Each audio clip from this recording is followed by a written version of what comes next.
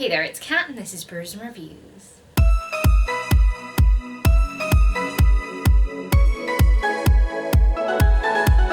So in today's video, I'd like to discuss something that weighs on my mind. Oh, okay, well, that's a lie. But as a booktuber and a book collector, I like when a book is aesthetically pleasing.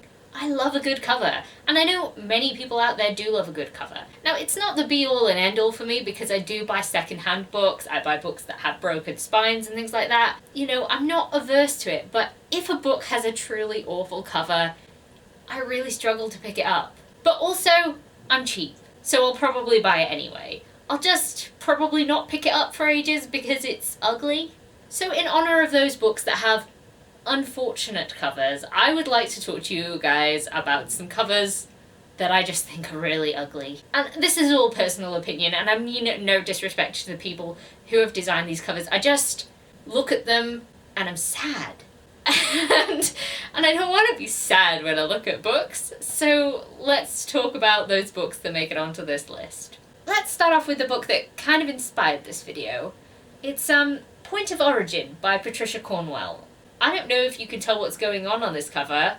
I can't. There's some hair, and I think this is a log, but with green flames coming out of it. Anyway, I hate it. It's just really not attractive. And the thing about this book is it's, I think, the 7th or 8th book in the Kay Scarpetta series, and it's the next one I've got to read, and I'm like, yes, I'm really excited to read it, and then I look at this cover, and it just makes me not want to touch it. I did actually buy this one from a charity shop for about 50p, so I mean, you get what you pay for, but also, I just, I think my biggest problems with this cover is that it's really busy and I can't tell what's going on. Not even in an aesthetic way, I just have no idea what is happening here. And it just looks aged, it just looks old. And admittedly this edition was published in 1999, so it is quite old now, but it's ugly. And next up we have another one of my charity shop finds, and that is Secrets to the Grave by Tammy Hogue. Now, I don't actually remember what this book is about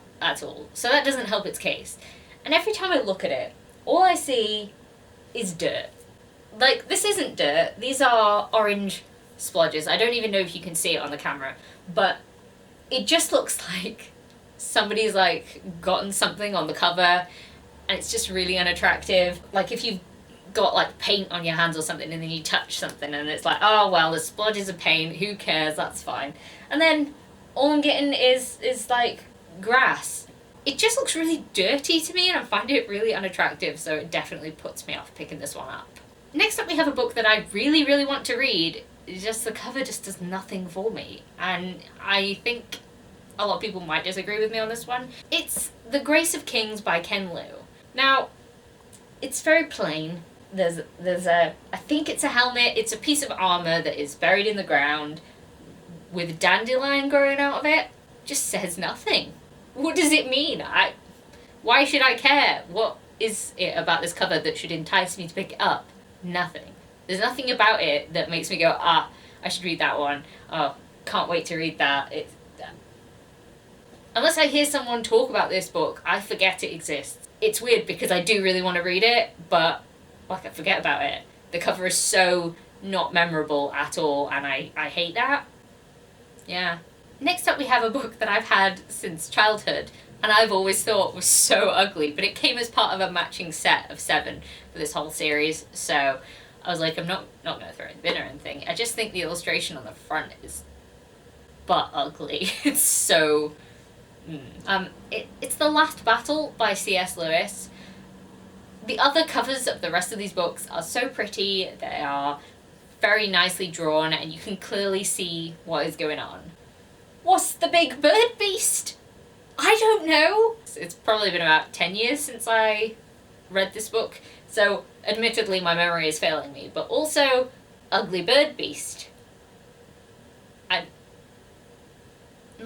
I think I was just very disappointed that the 7th and final book in this series had such an ugly cover when the rest of the set was all really pretty, and I think they were done by the same artist, so it just feels like, wasn't there a scene that was nicer than this to portray on the cover?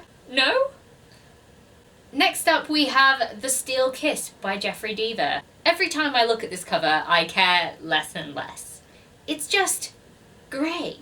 A big pile of grey with a little bit of red.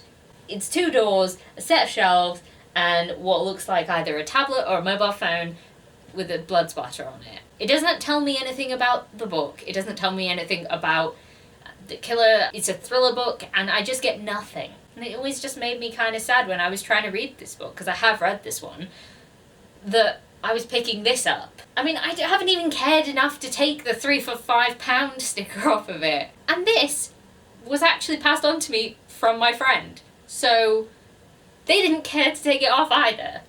It's an ugly cover.